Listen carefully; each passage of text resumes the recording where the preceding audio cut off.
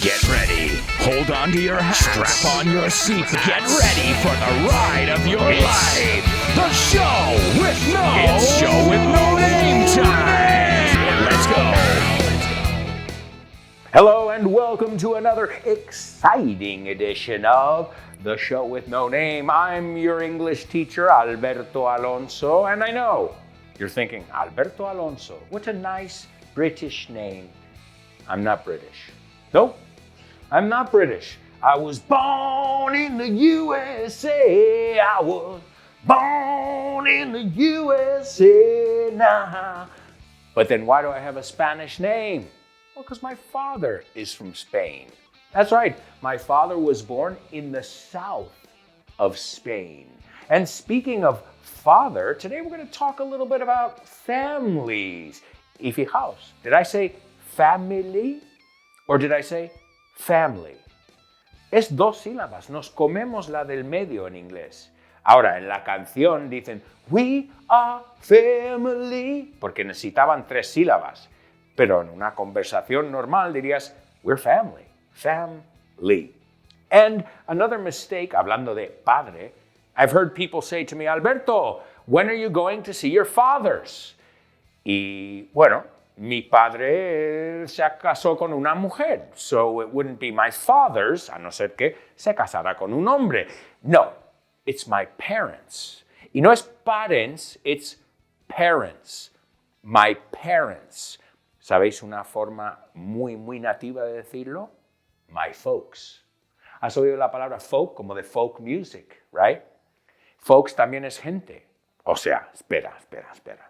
Si yo digo, my folks are nice folks, ¿es mis padres son buena gente? Correcto. Ya tienes un double trouble y no estamos en la sección de double trouble aún. Let's take a look at this challenge. I'm going to give you 3 examples. Only one's correct. So listen and tell me which one it is. All right, the first one. Have you ever met his nephew? Have you ever met his nephew? Remember, nephew is sobrino. ¿Cómo se dice sobrina? Niece. No nice. Nice es maja. Acuérdate esto. My niece is nice. Mi sobrina es maja, es agradable. Right? So, niece and nephew. All right, cuidado porque he oído gente decir nephew. No es nephew, es nephew. All right, la A. B, have you ever met his nephew? Have you ever met his nephew? Does that sound correct to you? All right, well, what about C?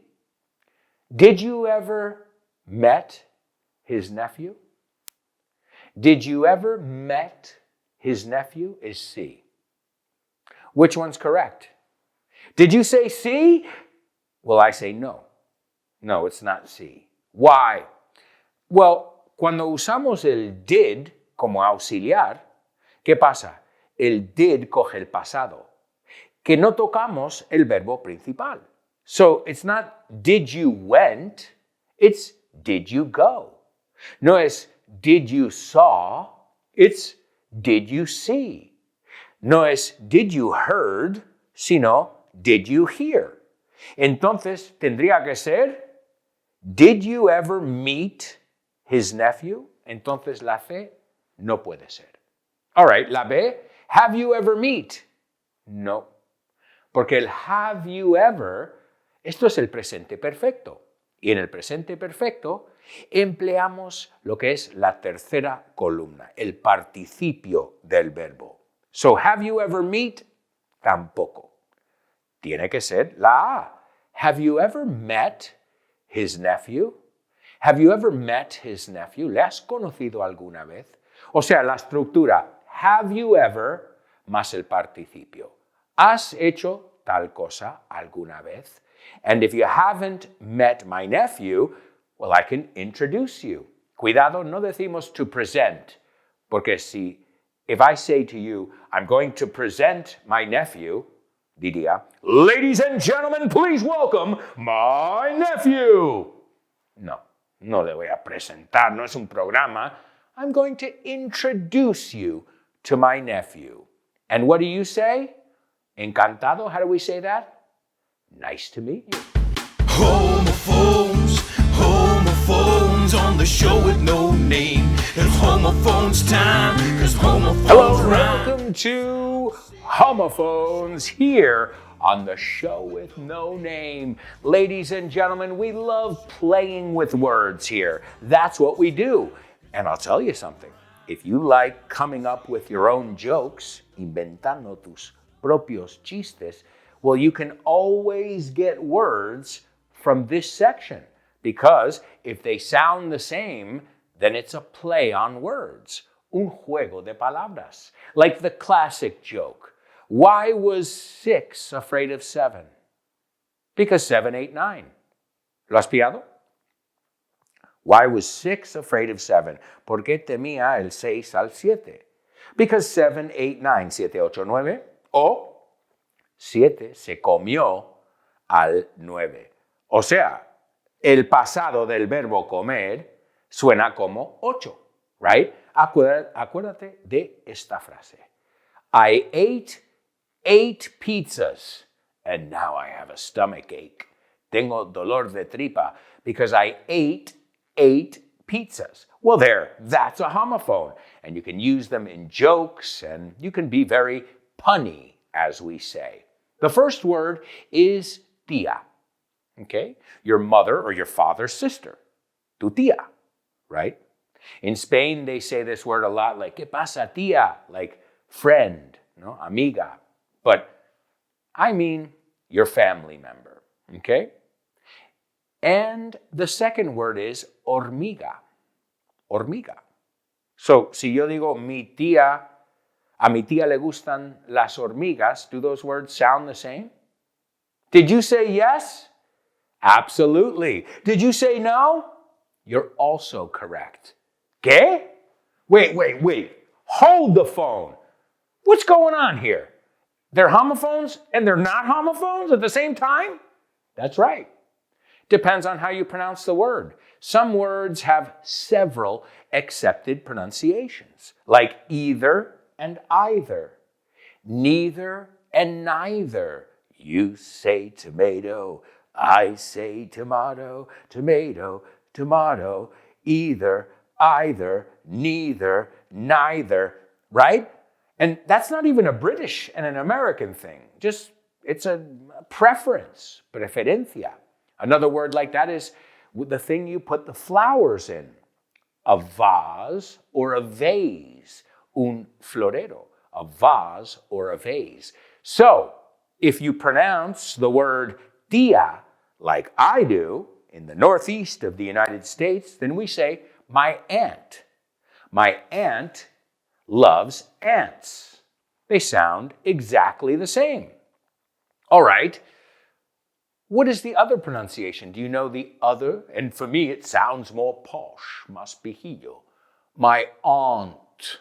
Yes. Some people say, my aunt likes ants. So in that case, they're not homophones. In my case, the way I say them, and the people in my neck of the woods, in mi zona, in mi área, they say aunt. But I've heard many people say, I'm going to visit my aunt this weekend. That's right, my aunt and uncle. And be careful with that second word too. ¿Cómo dirías? Le duele el tobillo a mi tío. My uncle's ankle hurts. My uncle, dilo tú conmigo, tío, my uncle, y la otra palabra, ankle, ankle. I know these words can be confusing. That's why we're looking at them. You're joking. Hello and welcome to You're Joking. You can tell that I watched wrestling. Se nota que veía mucho la lucha libre, el pressing catch. Ladies and gentlemen, welcome the Tower of Power. I love it. I've always wanted to be an announcer. Well, it's a good thing I do TV and radio. I can announce here. And, my amigos, I can also tell you some amazing jokes because I also wanted to be a comedian. But I didn't get the laughs I was looking for. I think people were laughing at me, not with me, if you catch my drift, si me pillas. But don't worry, I can use jokes to teach you English. Why not? Music, movies, jokes, fun facts, pop culture, challenges. Those are all the things we look at here on the show with no name. And don't forget, there are many other episodes of this show. So if you're hooked, enganchado, well, you can get your fix. Your fix is tu dosis. You can get your daily dose, your fix of the show with no name. Watch them all. Take notes. Make sure you're repeating everything aloud, porque realmente si no estás practicando el speaking, hombre, estarás mejorando el listening. Bien, pero vamos a por las dos cosas, ya que estamos, right? While we're at it, ya que estamos, while we are at it, todo junto, while we're at it, let's learn to speak too, not just understand. Because communication, if you break it down to its least common denominator, it's, do you understand me? Can I understand you? We're communicating then. If I can't understand you, or you can't understand me, we're not communicating. So it's simple, but not so simple. And remember this, we don't only use our voice to communicate. What if I do this? I'm angry. My body language, lenguaje corporal, tells you I'm angry, right? I crossed my arms, I made a mean face. So remember, body language, gestures, that's another way we communicate. It's not all verbal. So, another way we communicate? Through humor, telling jokes.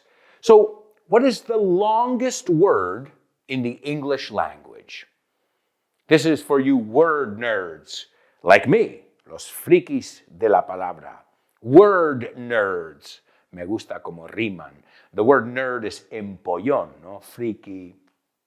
Geek is another word we say too. Pero me gusta como suena el word nerd.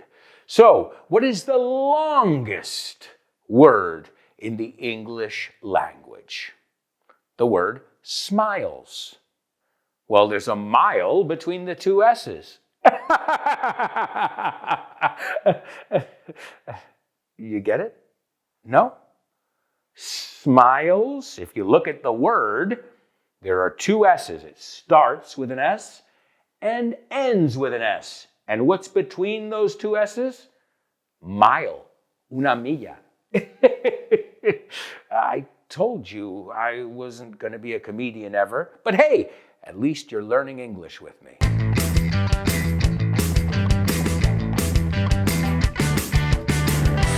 Hey, amigos, do you have any kids? Do you have any kids? You can say, do you have any children? Or do you have any kids? Yo siempre enseño kids. ¿Por qué? Porque es un plural regular. Porque children es child, uno, children, dos. El otro, kid, kids, pues sigue las reglas de todos los plurales. Le añadimos una S y fuera. Y además, menos sílabas.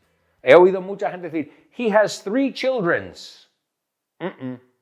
He has 3 kids.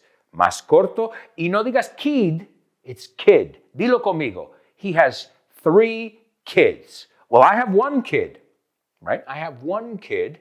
I have a daughter. I don't have a son. I have a daughter. She's an only child. Hija única. She's an only child. And by the way, por cierto, lo conocéis de una canción. Any Chili Peppers fans? By the way, I tried to say I'd be there, waiting for. By the way, she's 5 years old, and her English pronunciation is incredible. No offense to any of my students, but she pronounces better than everyone I know. Wow, it's incredible. That's why if you have kids, you should start soon. Don't wait. And speaking of having kids, do you know that there was a woman named Fyodor Vasilyev? I don't know if I pronounced it correctly. And she was a peasant. A peasant is a poor person. You say campesino, right? A peasant. And you want to guess how many kids she had? This is the person who has had the most kids in the world. Do you know how many kids she's had? 20? No. 30? Nope. Higher. She had 69 kids. Oh my God. When did she have time to sleep? When did she have time to eat? 69 kids? That poor woman. Oh my goodness. Well, yeah, she gave birth. Dar a luz is to give birth. She gave birth to 16 pairs of twins. Twins, gemelos. 16 pairs of twins. 7 sets of triplets. O sea, trellizos, I think you say. Cuando nacen tres. Triplets.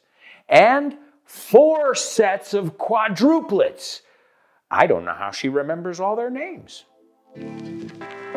Double trouble, baby. Yeah, you know what time it is.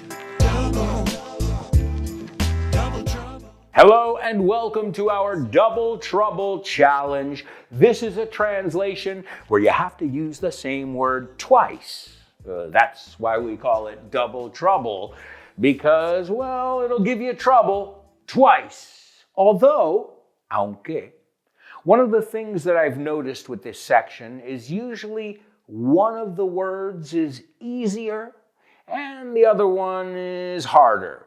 In general.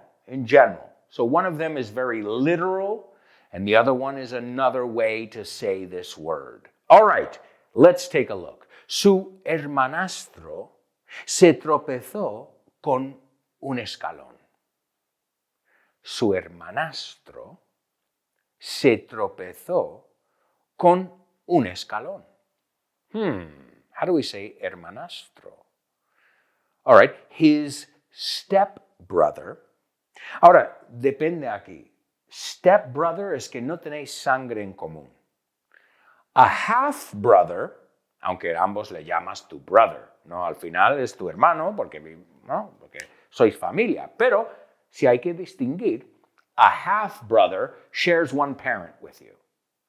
And a stepbrother doesn't share any parents with you. I mean blood relations with you. Okay? So, his stepbrother tripped on, so tropezar is to trip, tripped on un escalón, a step. That's right. So, his stepbrother tripped on, fijaos cómo lo pronuncio. La ed de tripped suena como una T. Y lo uno con el on. He tripped on. No es tripped on, sino tripped on. Suena como Krypton de Superman, pero tripped on. His stepbrother tripped on a step. And you know what I told him? I told him, take it easy. One step at a time. The totally native saying of the day. And it goes a little something like this. Hello and welcome to today's totally native saying of the day. Today we're going to talk about family. Not family, sino family. And let me ask you, are you like your folks? Do you look like your folks? O sea, os he hecho 2 preguntas así. Are you like your folks? ¿Eres como ellos? ¿Tu forma de ser? Do you look like your folks? ¿Te pareces físicamente? So, are you like versus do you look like? Y una que engloba los dos, to take after. Do you take after anyone? Cuidado que no lo mezcles con look after. To look after es cuidar de alguien, right? When my grandmother was sick, I looked after her. And some would say, I take after her, que soy como ella. Another way we say this idea, and we express it with a totally native saying, is The apple doesn't fall far from the tree. Que creo que si cierras los ojos y lo imaginas, está clarísimo. La manzana no cae lejos del árbol. O sea, somos como nuestra familia, sin querer, right? The apple doesn't fall far from the tree. And I think a translation in Spanish would be de tal palo, tal astilla. Another way to say this in English, he's a chip off the old block. Ahora, quiero que te imagines a alguien que está haciendo con una piedra una escultura preciosa. Pues a chip es un trocito que cae de ese bloque. So if you're a chip off the old block, eres un trocito del bloque grande. Again, a lot of times, if you imagine these, if you visualize the idiomatic expression, well, the chances are you'll remember them. Lights, camera, action verbs. Hey amigos, I'm planning a huge reunion. ¿Una reunión? Well, not a meeting, reunión. You got to be careful with this one because it's kind of a false friend. A reunion is when you get together with people that you have not seen in a while. In the United States, it's very common to have your high school reunion. After 10 years, after 20 years, you have your reunion, right? It's called your reunion. Y una reunión is a meeting. How do you say, voy a convocar una reunión? I'm going to call a meeting, right? To call a meeting. You say in Spanish, celebrar, convocar, right? Another way we say it is to hold a meeting. But I'm not talking about meetings. No, I'm talking about family reunions. I want to get together my grandmother, my great-grandmother, my aunts and uncles, my great-aunts and my great-uncles. What? ¿Tus gran tíos? ¿Tus gran tías? Well, no. My uncle is my dad's brother. His uncle is my great uncle. O sea, cada generación que nos separe, añadimos un great. O sea, el primero es my uncle. Pues el tío de mi tío es my great uncle, right? Mi abuela es my grandmother. La abuela de mi abuela is my great grandmother. And I remember with my grandmother once, I was making her a birthday card. And I said, happy birthday to my great-grandmother. And her eyes popped out of her head and she said, what? What do you mean great-grandmother? I'm not a great-grandmother yet. I'm only a grandmother. And I said, no. To my genial, to my great-grandmother. And then I realized maybe I should have used the word amazing, wonderful, tremendous, excellent, and then she wouldn't have gotten confused. But it's funny what you remember. The mind is a great thing. Name that movie. Hello and welcome to Name That Movie. This is where we learn English from some classic movies. And here we can learn from the title. All right. If the title is Godfather, and that's padrino, how do we say madrina? Godmother. Muy bien. Hey, you're really good at this. Okay, ahijado, godson. Ahijada, goddaughter. Look at that. See, we're learning, and we didn't even watch the movie yet. We just looked at the title. Let's take a look at a little excerpt from this classic tale. He says, Michael Corleone, says, my father is no different than any powerful man. No es diferente que ningún hombre poderoso. Any man with power, like a president or a senator. A senator, no te lo tengo que explicar, senador, right? A senator. And Kay says, do you know how naive you sound, Michael? Naive. Somebody who's naive is gullible. Estas palabras significan alguien que se cree todo. Don't be naive. Don't be gullible. And Kay is telling Michael that he's being naive. And she says, presidents and senators don't have men killed.